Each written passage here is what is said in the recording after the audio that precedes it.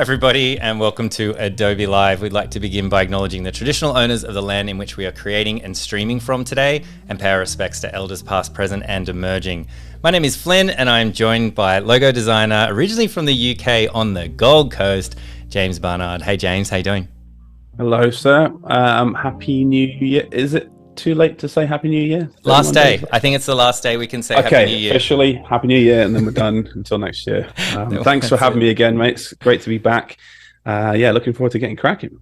I'm excited. Yeah, excited to have you back. So this is the second time being here on Adobe Live. We did a stream, I think it was end of November or something like that, right. Which seems like a long time ago, but Christmas holidays and holiday breaks and all that. Exactly. Yeah, absolutely. Yeah, it feels like an absolute age ago considering what's happened. And after, 2 weeks of looking after the kids outside of daycare, it feels like a long time. Yeah. But we're the other side back.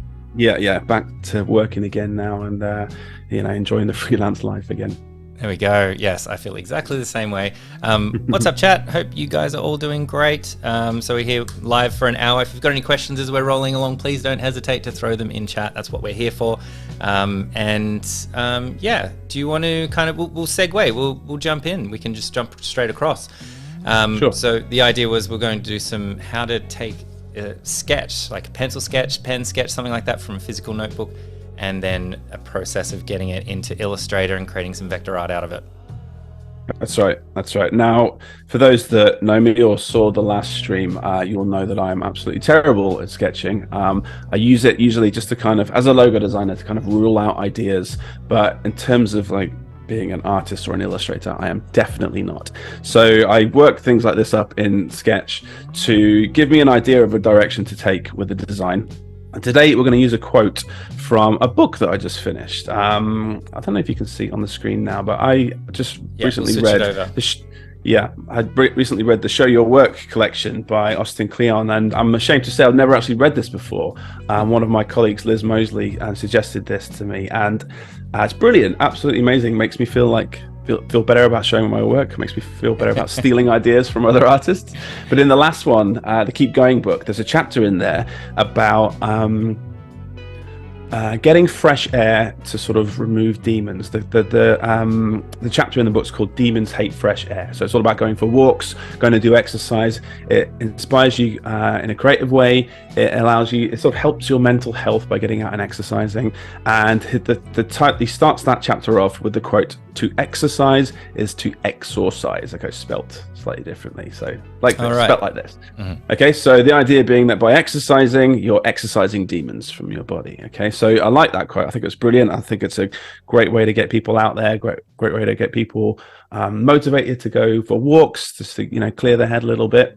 Big champion of that. Mm-hmm. So I want to kind of solidify this quote into some sort of conceptual logo. Now we could maybe turn this into a fake logo for a gym brand maybe, or we could just do it as a slogan for a t-shirt. But I really like the idea of this kettlebell forming a demon. So I did a bit of image searching for kettlebells, and I spotted this image in the middle there, the black and white one, and you see how the two spotlights are on the kettlebell shining like that, and it looks like demon eyes.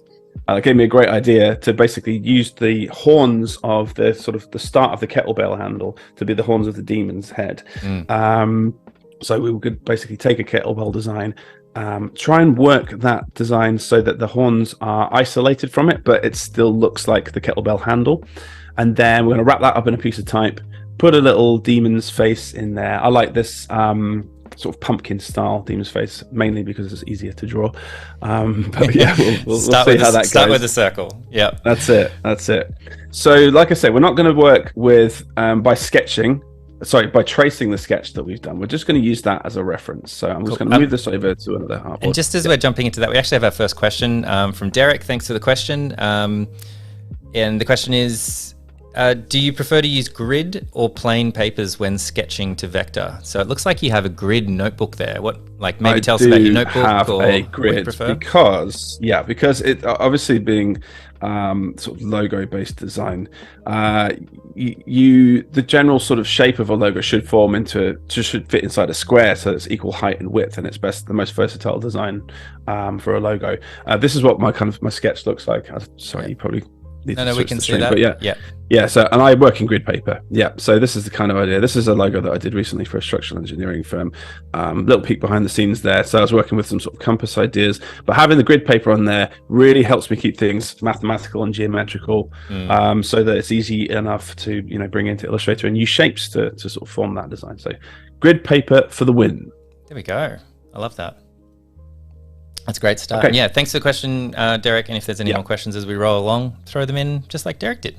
Appreciate it. Okay, cool. So here's our sketch. I'm just going to put this into the top left-hand corner of our artboard. And actually, I'm going to use this photo of the kettlebell as a starting point for this design, because it's actually a more symmetrical thing for me to trace rather than my sketch, and we can use shapes to sort of to trace around this. Now, before we get going, I just want to show you what I'm working with here. I mentioned this in my last stream, but I use this tool, which is the macro keyboard from Work Louder. Now, if you see me, some magic happen on the screen here. If my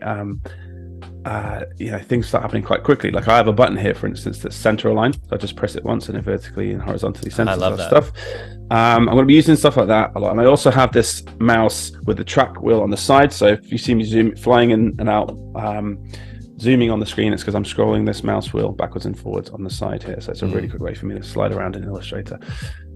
Okay. So you've got them mapped to those things just really quickly, but if people, as long as you have a middle mouse wheel, you could do the same thing, right? Like your scroll is on the edge, and just so people don't feel like they're left out, and you could create a shortcut as well to do some of the things James has. James just has this device that makes it really quick and easy and a bit natural, and I guess a bit more muscle memory rather than kind of reaching over and hitting F5 or multiple keys and things like that. So exactly right. It's just things that I do all the time on a day-to-day basis, and it saves me just a couple of seconds here, a couple of seconds there. But over the course of a lifetime, saves me That's like $1 billion. Like if you add exactly. If I charge that to a client, scared to think how much that would be. Okay, so there's my circle on the screen. I press my magic button on my keyboard, boop, boop, centers it on the screen. Now, what I'm going to do is I'm going to line that background image up with that circle so that the image itself is aligned to the center, because obviously the image is sort of top weighted because it's got a handle on it. And I'm going to put this image onto a background layer by dragging it down on our layers panel. I'm going to lock that layer, and then I'm going to work on that artwork layer on top. So that way I'm not clicking and touching that image. It's not getting in the way when I'm selecting my shapes. And I can sort of use this as a sort of tracing point. Okay, so we'll get the pen tool out now. And I'm just going to try and draw this handle as best as I can. So I'm going to use the extremities of this shape, holding down Shift to keep the path handles on the sort of the horizontal and the vertical. So if I click here and hold down Shift, I'll draw a nice smooth line over here. Now I can press Alt and Shift to bring that down. And also, I only want to do half of this because I want this to be nice and symmetrical. So I'm going to see where the smart guide is lining up with the center of the circle. Actually, it wasn't, was it? It was just off. That's annoying. So what I'll do, I'm going to draw a line from the middle of the circle. There. So you're making like your own like custom guide there that you can see and snap to. Exactly right. By the way, make sure you have smart guides switched on for this. View, smart guides, or Apple U saves you so much time. So I'm just going to drag that. And I don't know why that's not snapping. There we go. Okay, so that's basically the first half of that handle. I'm going to bring that to the front and then pick that path point up. Shift and click down in a straight line. And then we're going to draw across. Let's just try this out. There we go. I'll draw the other half of our handle. And I'm going to try and line this up with the edge of the circle as smoothly as possible. I'm just going to draw little bit of a handle out there, and holding down Alt and Shift, I'm going to drag that one up just to make it nice and smooth. Now I can overlap where we pick that off underneath the circle just to create our shape. And if I press Shift and X just to solidify that, that's what it's looking like. So it's actually like 1, 2, 3, 6, 7 path points for that shape, which is really, really good. You know, we're not overcomplicating this design. So you don't. So just on that. So you want to have generally, if you're trying to make like natural shapes or basic shapes, you want to minimize the amount of like pen points. That's right. Yep. That's right. Yeah, and also when you're sending over a logo to a client later on, they might use it for things like laser cutting, or you know, who knows what. And if there's a million path points on a logo, nodes and lots of path points like that can really get in the way with actually, you know, using the hardware in terms of cutting this design out. So it's always good to try and use as few path points as possible. And like I say, we're using this kettlebell as a guide, but this is looking pretty nice now. So if I just invert that, that's the sort of the general shape of our kettlebell. So if I now my special button on my keyboard is flip and copy. Click. That is just flip that over. But obviously, object. I've even forgotten how to do it now because I haven't done this in so long. Object, transform, reflect. And then you would just do vertical and then press copy down here to do that. Okay, but like I say, I do that all the time, so I'm just making sure that I'm saving as much time as possible. I also have all of my pathfinder options on this little keyboard here. So basically everything you see there, those top 4 pathfinders, unite, minus front, intersect, and exclude, are all 4 buttons on this thing here. So I'm going to use that a lot. Yeah, and I've even got a set of keys assigned for that as well. So yeah, it's almost like I'm a professional, isn't it? So what I'm going to do is I'm going to unite those 2 by pressing my button. So that's one shape now, and I do Command Y to check that out. Now I'm noticing a little bit of a kink here where I didn't quite get my that line sort of straightened up. Now there's a few ways I can sort that out. It is going to be noticeable to me. It's going to bother me. You see how there's a corner handle on that there? I could actually probably just drag that up as far as it will go, or input an absolutely huge volume into the corners, and it straightens it up for me, which is probably the best way to do it. If there wasn't a corner handle there, another way to do that would be to draw a line across from the topmost, you know, points of that shape, and then use the shape builder tool to cut the extra little kinky bit away.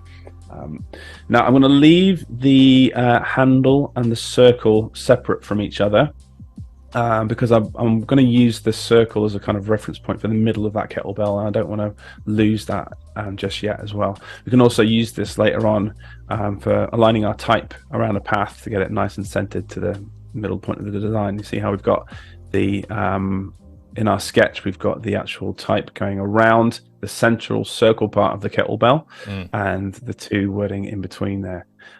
So yeah, we can use that circle as a reference point. So I'm going to leave that where it is. And now we can work on trying to isolate the horns from this kettlebell. Let's make these black.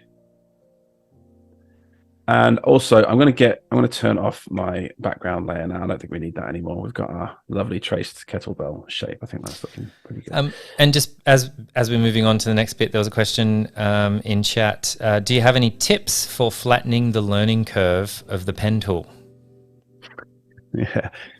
Yeah. I like that was a bit of a pun in there, so credit. Yeah, very good. Very good. Not lost on me. Good dad joke. So yes, I do. So there's a great game. If you go to bezier.method.ac, notice how I know that off by heart, because that tool is such a fun way to learn pen tool. The features on that little game are so good. It just basically explains every little aspect of the pen tool, and it's a really great way to pick up the basics and learn about the keyboard shortcuts required. And it has games in there to basically help you draw shapes with as few path points as possible, which is always the aim with the pen tool, right? You never want to overcomplicate it. Makes the design look as smooth as it possibly can. But yeah, check that out. Right. So what just happened there was I didn't like the kink on. You see on the right hand side, the kink is a little bit sharp, so I just smoothed that out. But obviously now it doesn't match left to right. So what I'm going to do is I'm just going to cut the right hand side away again. with a line, and I'm going to use the shape builder tool, Shift and M, Option click the right side away, and then I'm going to copy and flip that back, and now we're working with an exact copy of the shape and unite those two together. Can you just show us how to bring up the shape builder tool as well? Was that a shortcut that you have? I'm just wondering. Shift and M. Shift and M. Okay. Yeah, excellent. Shape builder tool. So obviously with the shape builder tool, if you select all the things that you want to unite together, Shift and M will unite them like so. So that's all one shape now. Undo. Or if you want to remove any section, you press Option, and it just wipes away the part that you don't want. You just draw over the bit you need. Yep. I'm going to leave those unconnected actually, because I want to now separate the these handles from the design and make them look like horns. Okay, so in our sketch, we've got the horn of the demon is kind of woven into the handle. Now I've done it with a bit of shading here, but I probably don't want to do that if we want to make a logo that works in one color. If we were going to, go down a bit sort of more detailed, we could add a gradient to that and fade it into the background. But I'm just going to put like a white piece over the top here to cut that horn away from the design. So what I'm going to do is I'm going to take the pen tool again. I'm just going to start really roughly, just drawing a sort of horn shape out of the left hand side of this handlebar. And I'm going to do it a bit really roughly, but I'm going to make this top shape white. So immediately there we can see that the horn is now being sort of cut away from the design. And now I can take the path points here and just move them around a little bit to try and make them as smooth as possible and make that horn shape just look as organic as possible, I guess. Do you know what I mean? Just make it look as... Try and keep the weight of the handle on the right so it's not cutting away from the design too much, but also making sure that it still looks like a horn. So let's just move this over a little bit. So it's a bit of a balance between the two. You want it to clearly be a horn, but at the same time you don't want to take away from like the structure like of the kettlebell as well. So there's probably like a really happy middle in there somewhere. That's right. So what I'm doing now is just moving the outside path points of that white shape in order to kind of isolate it a little bit. So that's looking quite good. So we've definitely got like a horn appearing out of the design here, but it's still, the whole thing is still kind of feeling like that it's part of the handle. I'm going to try and smooth that up a little bit just so that it looks, so that the cut itself is still feeling nice and circular. There we go. That's not bad. Getting a little bit of a kink there where it's not quite touching, and that's my fault because I haven't aligned this properly to the edge of the design. And also, do you know what I'm going to do? I'm going to add a transform handle here just so I can bend this a little bit closer. So to do that, you just press Option with the pen tool and add in, oh, hang on, not quite. I'm going to actually just connect that up. Now if I press Option and drag, it adds handles back up, and now I can just bring this down a little bit. So Command Y out of outline mode. Still getting a little kink there. Sorry, this is my OCD kicking in here. There's just a sort of hair of a kink appearing there. So hopefully that will sort it out.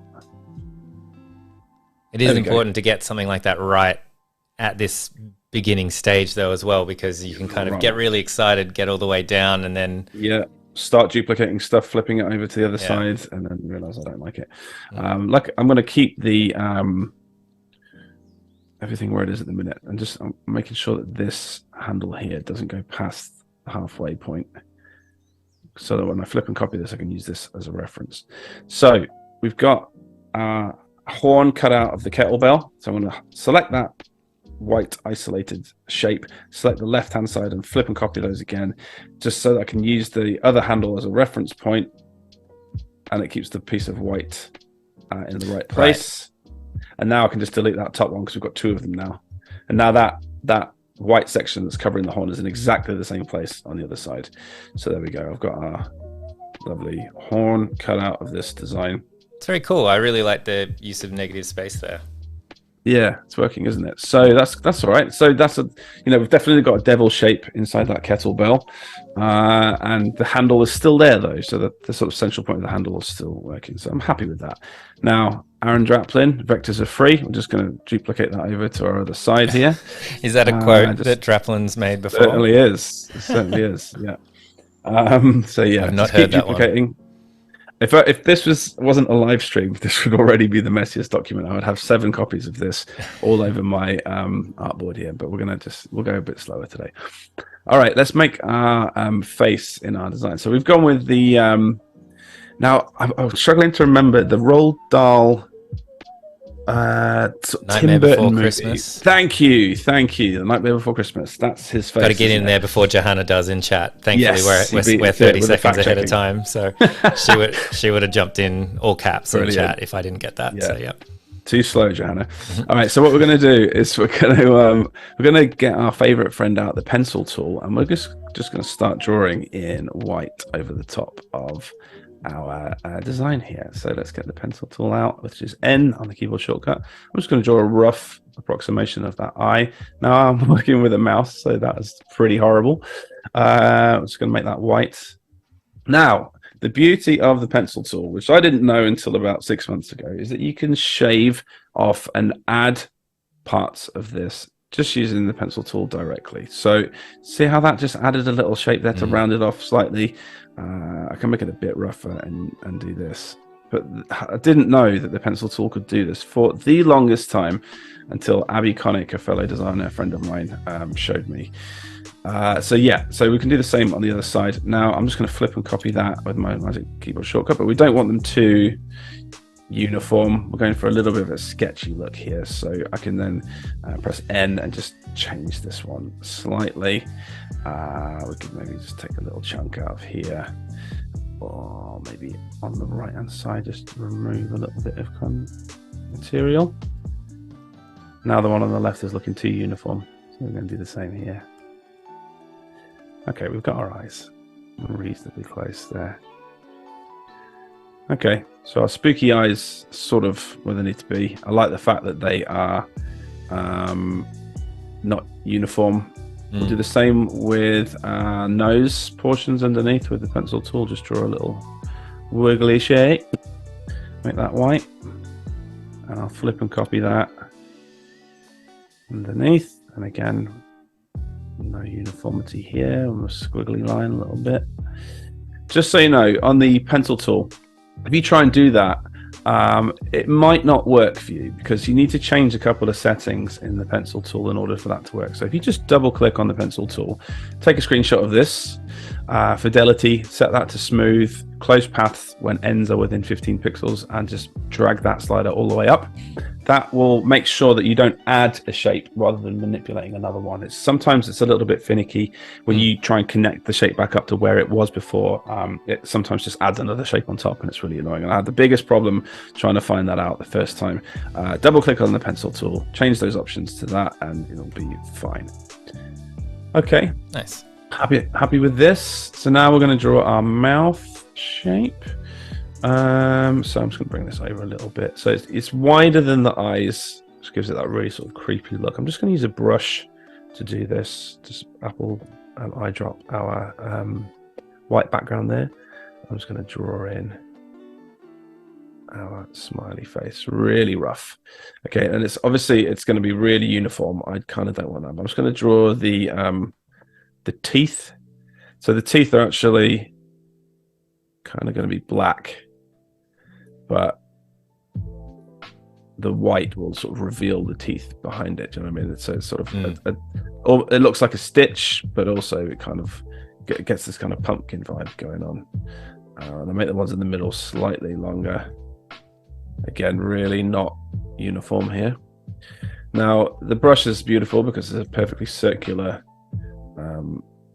shape, but that's not what we want for this. So I'm gonna copy everything. So actually, let me just group up the nose and the eyes. And now when I select all of this, I can unselect the group and the circle and group those together. I'm going to duplicate this over to our other one. just so we've got a copy of it before I start messing around with this. Now I'm going to go. I've got obviously I've got a keyboard shortcut for this, for expand. But if you didn't want to do that, object, expand appearance, and now that's converted all of those shapes to outlines.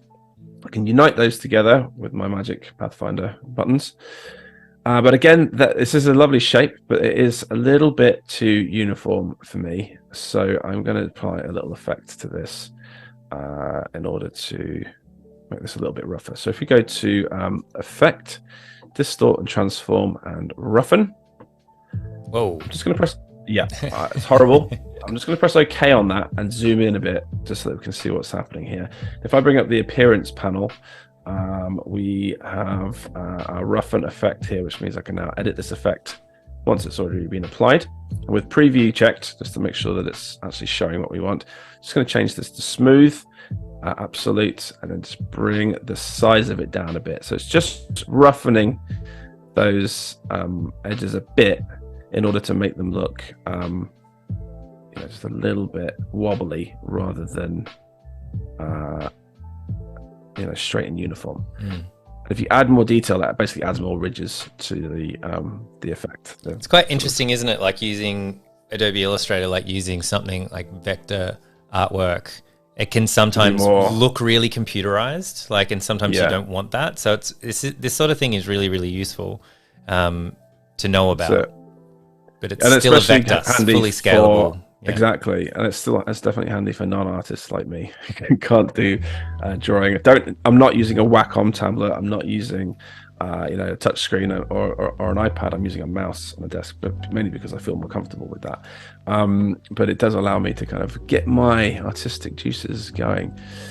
Okay, so that's looking nice and wobbly and definitely not uniform. I'm kind of pleased with that. I like the fact that there's a gappy tooth there. Yeah, it's kind of cool. A bit more demonic. Yeah.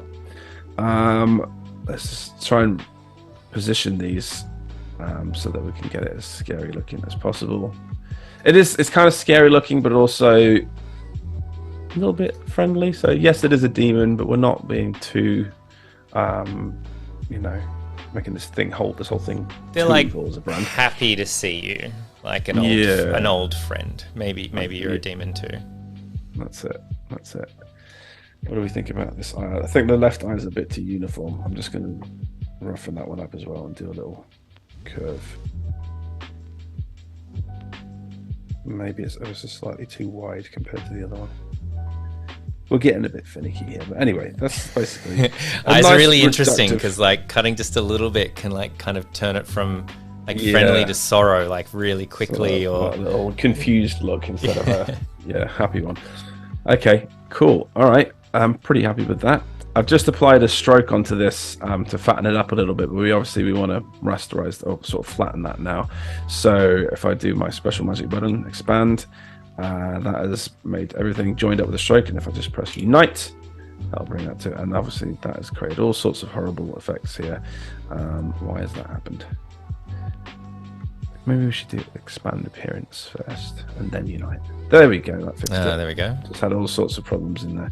Okay, cool. There's a little bit of a problem here. If we were ever to actually print this, it would be a bit too much detail there. So I'm just going to use the pencil tool to get rid of that horrible little rough edge there that the effect created. Have a quick check of it. Same here. Look, smooth that out a little bit. Now, obviously, you can do this with the smooth tool inside the pencil tool panel here. So if anything is really rough, you can just drag the smooth tool over that and it creates less path points. Smooth out any kinks that you might have in the design, like this one here. There we go. It's a pretty handy little feature. Okay. I think it also reduces the file size as well. Less definitely. points. Yeah. Right, let's duplicate that.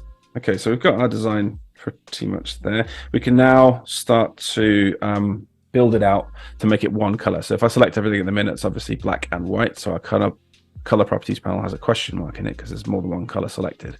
So let's make this one color. So we're going to select everything that's black, unite that together.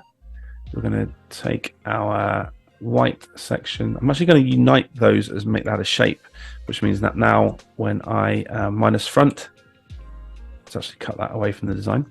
One thing I'm going to do as well is I'm just going to round these two corners off so that we're not getting that kink at the top, and hopefully that might just sort of make that design look a little bit smoother. Maybe I'll even do the tips of the horns as well, just a touch, so that it's not so much of a point. Oh, I've got the wrong corner handle selected there. Just give me a second. There's too many path points here. That's what's going on. What can I do? If I press Option on the corner handle and click once, it changes that to a smooth. There we go. That worked. So what was that? Copy the corner handle value of that one. So this is a really interesting step that you just did, because I was going to ask you about this and then you just did it because it's symmetrical. You get in there, you don't really want to be eyeballing something like this, right? You want it to be perfect. Right. So you've copied right up the top. Hopefully you guys can see that. You're copying there. The exact. What exactly are you copying there? So that is the radius of the corner value of that point. So in Adobe Illustrator, you have a corner handle on any two hard points joined together, which you can then drag and make into a bigger corner. Now that has a value up in this pixel value up here, which if you do one thing on one side, you can copy it exactly to the other, or to all corners on a design. So you're being nice and consistent. You can just use that value up there, select it all, and just paste in your value at the top. That's beautiful. I actually didn't know you could do that. So this is 2 from 2 streams. You've shown me something in Adobe Illustrator, which is a program that I love. Something that I did not know, which is great. And just checking in the chat as well. Someone in chat, Tom, is also saying, didn't know about the smooth tool. And that's what I love about this. So watching other creatives design, the whole point of this wasn't, hey, here are 50 tools that you didn't know. But watching James create this, we get to kind of pause and say, hang on, what was that little trick you did there? And then we get, collectively we get stuff out of it. We learn things that we didn't know. It's great. That's the same in any career in graphic design as well. I learned everything I know from other dezigners that I work with. And the only way to do that in today's world where we all work remotely is to watch streams like this. So that's a big advocate of watching other people work.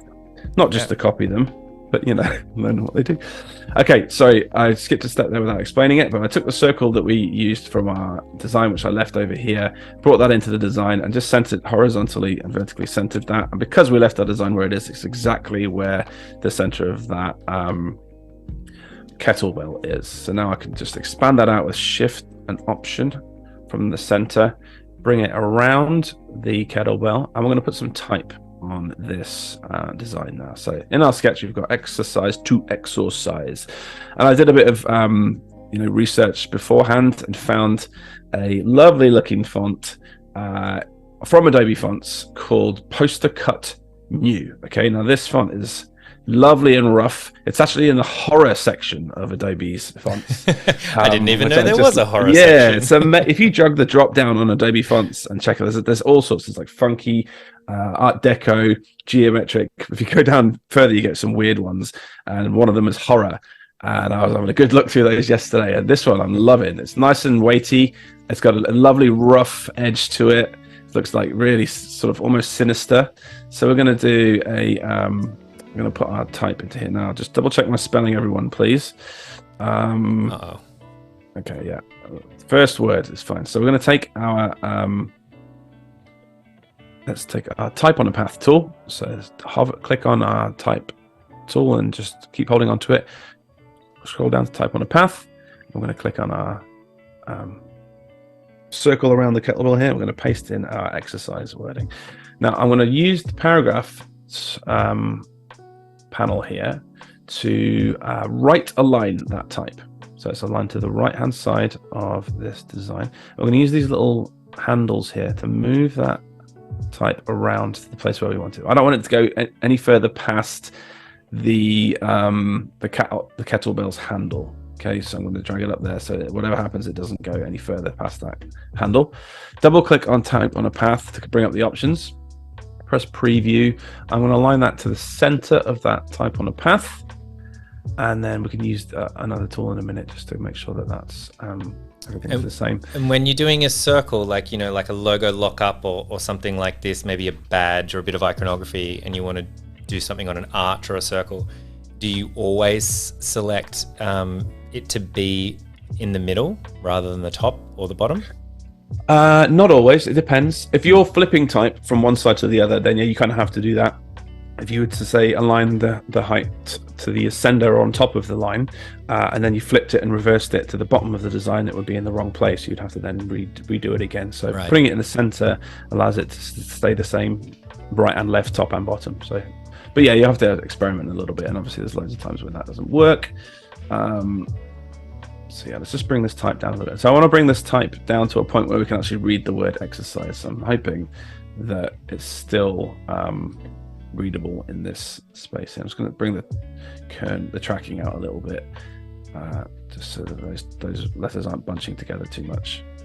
So now I can then take that.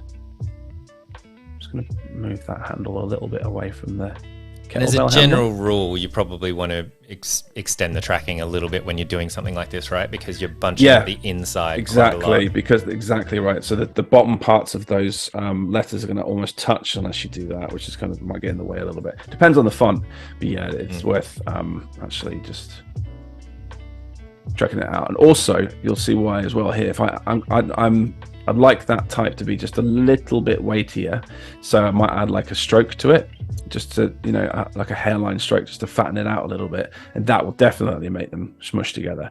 So I then have to track it out just a little bit as well. Cool. All right, so now I can copy that and press Command F to paste in place. I'm going to rotate that round by 90 degrees.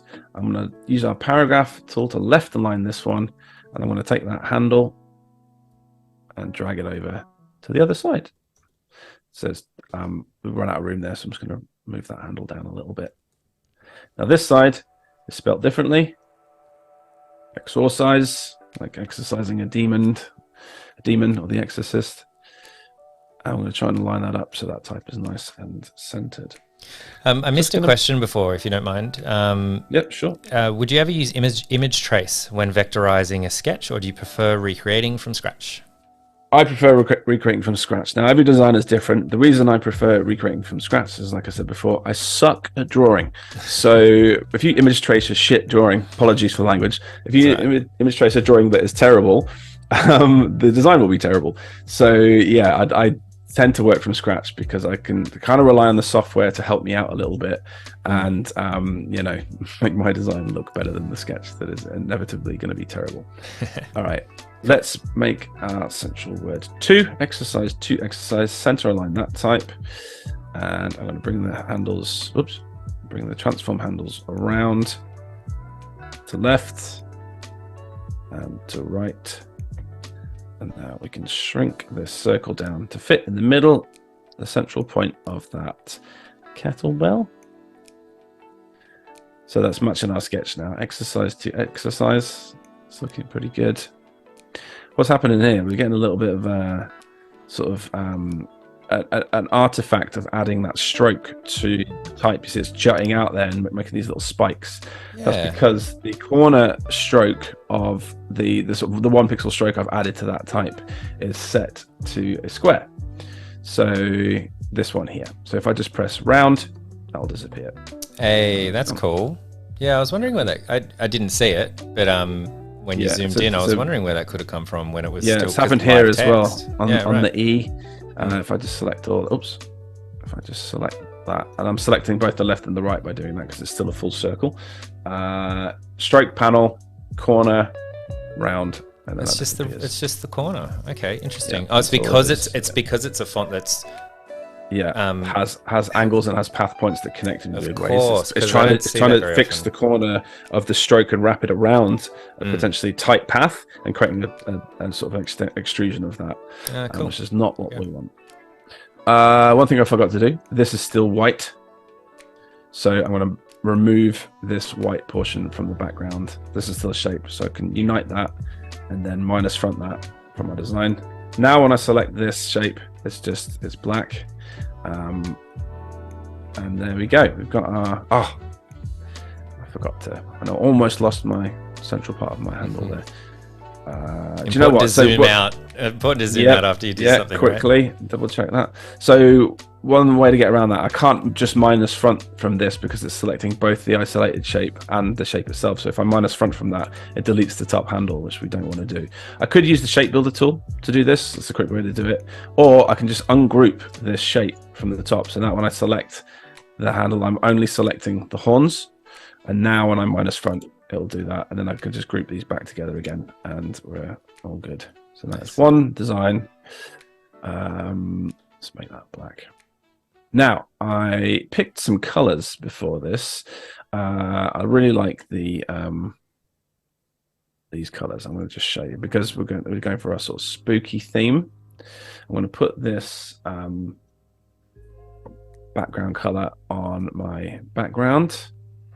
Drag that down. I'm just going to eyedropper this color that I prepared earlier, and then lock that and back to our artwork.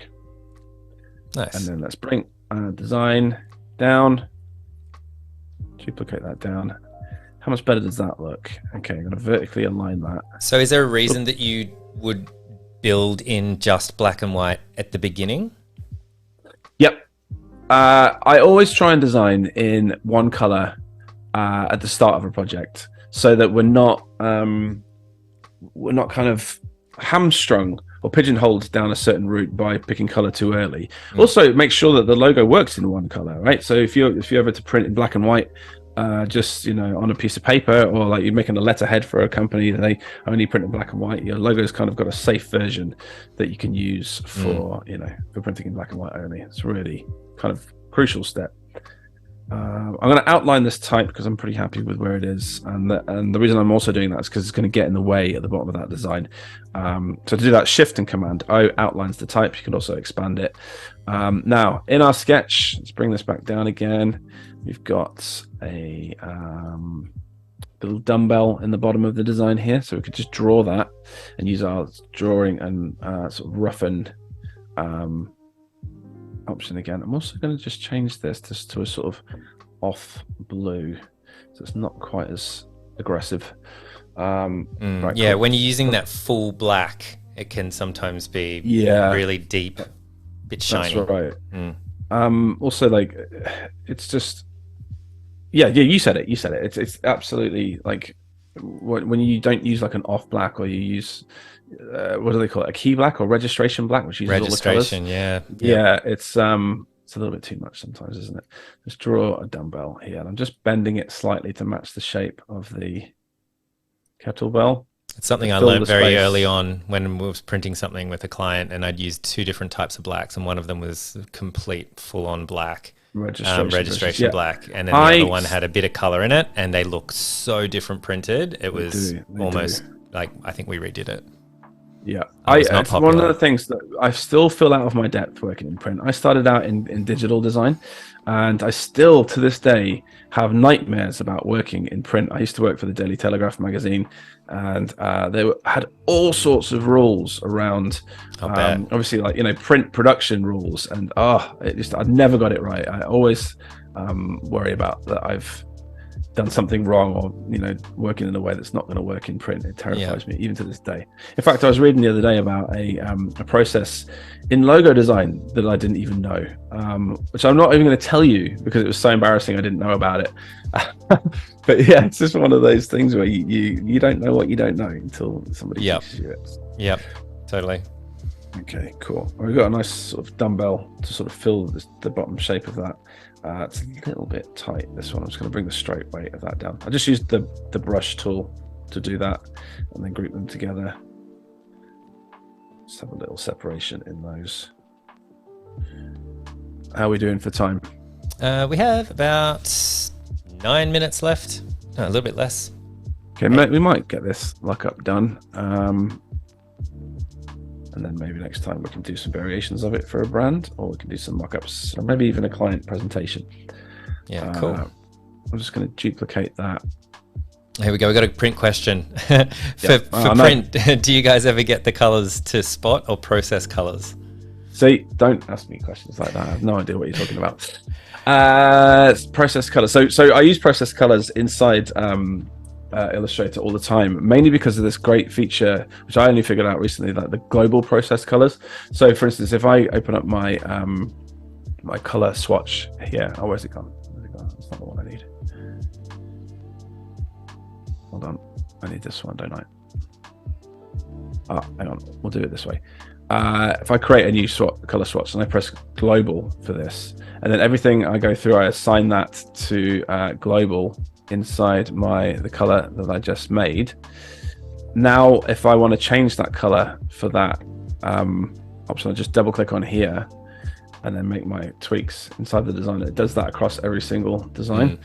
That's really handy. Obviously, there's other ways to do that, but it just kind of, instead of selecting the same color or select same fill color, this only changes the things that we've assigned to that design, so it helps you to keep it all the same. I'm just going to add that to that too as well. All right, one final thing we'll do before we finish up. I'm just going to center align this. I want to make this whole thing one shape. I want to add a little texture to it. So I've got these sort of JPEG textures over here. I'm just going to copy one of those, and let's move our sketch out of the way just so we can see this in its true beauty. So when you said you make it a shape, did you just group it? Is that what you? I united it. Oh, united everything. Okay. Sorry, I am working with my magic buttons again. And that's cool. Just clarifying. I just wanted to see. Window, Pathfinder, Unite. This one on the left, which is my button. Cool. Okay. Now, paste my texture over the top of this and selecting them both. I'm going to go in my appearance panel, which I've just closed. Where is it? I can't get hold of it. There we go. Oh, sorry, wrong panel. Transparency panel. This is the one I want. Select them both, press make mask, and that adds a texture to our design in a really, really easy way. And then that way I can just slide that texture around or resize it in order to get a sort of roughened texture to our design. I'm just going to resize it a bit to fill it. Cool. That's cool. So that's in a good place. So yeah, I'm liking that. I think that's a nice place to finish up. And then maybe next time we can work on some mock-ups. We can do a variation of this to be a versatile logo, stacking it with type, making a version that works, for instance, in like a website navigation. And then maybe I'll show you like a few things about how I present to a client and maybe, a brand presentation. But yeah, fantastic. That's a launching point. Well, that's awesome. Well, thanks, James, and let us know in chat as well. So, what were the options? So, our next stream is on Thursday, so it's in 2 days. Well, it's Thursday here in Australia. If you're in the US, it might be Wednesday night or something, wherever you are. 48 hours away. That's the best way to think about it. So, thinking we could expand on this and go down a couple of different routes, right? So, we could kind of have it as a logo. So, maybe we want to have a few different lockups, like maybe the icon by itself. And then maybe some text examples as well. Like you might want to have exercise to exercise as a separate, lockup like or something. A lockup of type, exactly. We need to basically make variations for the client that they can use in any different design medium. That might mean extracting things from the design or stacking the type in a way that we can use in smaller applications like the favicon on a website or a website navigation header or business cards, that kind of thing. So yeah, maybe we'll do that, and then we can work through how to prepare that for a client presentation. Cool. That sounds awesome. Favicons are often very difficult to actually pull off really well, I've found. Yeah. You think it'd be easy because they're so small, but it's like designing a stamp. It's like, this is actually really hard. Well, looking at the detailed nature of our design, this could be quite a tough one as well. So maybe there's other parts that we can nick to make a favicon. But yeah, you're right. It is quite tricky. Yeah. All right, cool. Well, thanks everybody. And thank you, James. Where can people find you as well if they want to kind of follow up outside of the stream?